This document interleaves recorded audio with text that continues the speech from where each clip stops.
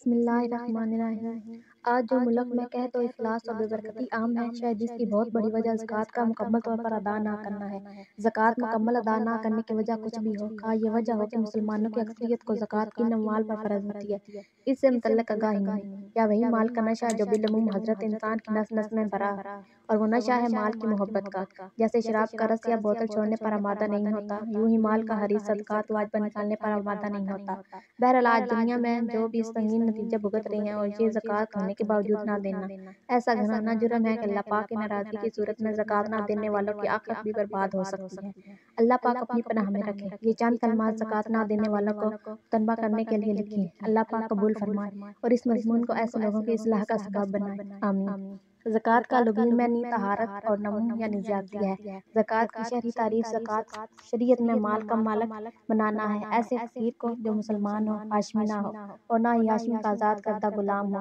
اس شرط کے ساتھ اللہ تعالیٰ کے لیے مالک مال سے ہر قسم کی منافعت قطع کر لے۔ زکوٰۃ ادا نہ کرنے کی مذمت قرآن کی روشنی میں اللہ تعالیٰ ارشاد فرماتا ہے، اور خرابی ہے شرک والوں کو، وہ جو زکوٰۃ نہیں دیتے اور وہ آخرت کے منکر ہیں۔ اور فرماتا ہے کہ وہ کہ جمع کر رکھتے ہیں سونا اور چاندی اور اسے اللہ کی راہ میں خرچ نہیں کرتے، انہیں خوشخبری سناؤ دردناک عذاب کی، جس دن وہ تپایا جائے گا جہنم کی آگ میں، پھر اس سے داغیں گی ان کی پیشانیاں اور کروٹیں اور پیٹھیں، یہ وہ ہے جو تم نے اپنے لیے جوڑ کر رکھا تھا، اب چکھو مزہ اس جمع کرنے کا۔ اللہ رب العالمین ارشاد فرماتا ہے، اور جو بخل کرتے ہیں اس چیز میں جو اللہ نے انہیں اپنے فضل سے دی، ہرگز اسے اپنے لیے اچھا نہ سمجھیں، بلکہ وہ ان کے لیے برا ہے۔ ان قریب وہ جس میں بخل کیا تھا، قیامت کے دن ان کے گلے کا تھوک ہوگا، اور اللہ ہی وارث ہے آسمانوں اور زمین کا، اور اللہ تعالیٰ تمہارے کاموں سے خبردار ہے۔ زکوٰۃ ادا نہ کرنے کی مذمت: احادیث کی روشنی میں حضرت ابو ہریرہ رضی اللہ تعالیٰ عنہ سے روایت ہے کہ رسول اللہ صلی اللہ علیہ وسلم نے فرمایا،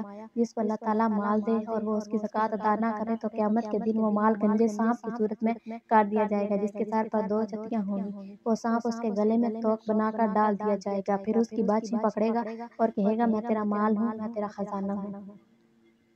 حضرت ابو ہریرہ رضی اللہ تعالیٰ عنہ سے روایت ہے کہ رسول اللہ صلی اللہ علیہ وسلم نے فرمایا، جو شخص سونے چاندی کا مالک ہو اور اس کا حق ادا نہ کرے تو جب قیامت کا دن ہوگا اس کے لیے آگ کے پتھر بنائے جائیں گے اور ان پر جہنم کی آگ بھڑکائی جائے گی اور ان سے اس کی کروٹ اور پیشانی اور پیٹھ داغی جائے گی، جب ٹھنڈے ہونے پر آئیں گے پھر ویسے ہی کر دیے جائیں گے۔ یہ معاملہ اس دن کا ہے جس کی مقدار 50,000 برس ہے، یہاں تک کہ بندوں کے درمیان فیصلہ ہو جائے، اب وہ اپنی راہ دیکھے گا، خواہ جنت کی طرف جائے یا جہنم کی طرف۔ پھر نبی کریم صلی اللہ علیہ وسلم نے ارشاد فرمایا، اونٹ، گائے اور بکریوں کا جو مالک ان کی زکوٰۃ ادا نہیں کرے گا، اسے قیامت کے دن ایک چٹیل میدان میں لٹایا جائے گا، یہ چوپائے اسے اپنے سینگوں سے ماریں گے اور اپنے کھروں سے رونیں گے، جب اس پر ان میں سے آخری جانور گزر جائے گا تو دوبارہ پہلا گزرنے والا جانور آ جائے گا، حتیٰ کہ اس دن لوگوں کے درمیان فیصلہ کر دیا جائے گا جس کی مقدار 50,000 سال ہے، پھر اس شخص کو اس کا رستہ دکھایا جائے گا، وہ رستہ یا تو جنت کا ہوگا یا پھر دوزخ، اور جو خزانے کا مالک اپنے خزانے کی زکوٰۃ ادا نہیں کرے گا، پھر روز قیامت اس کے لیے اس کے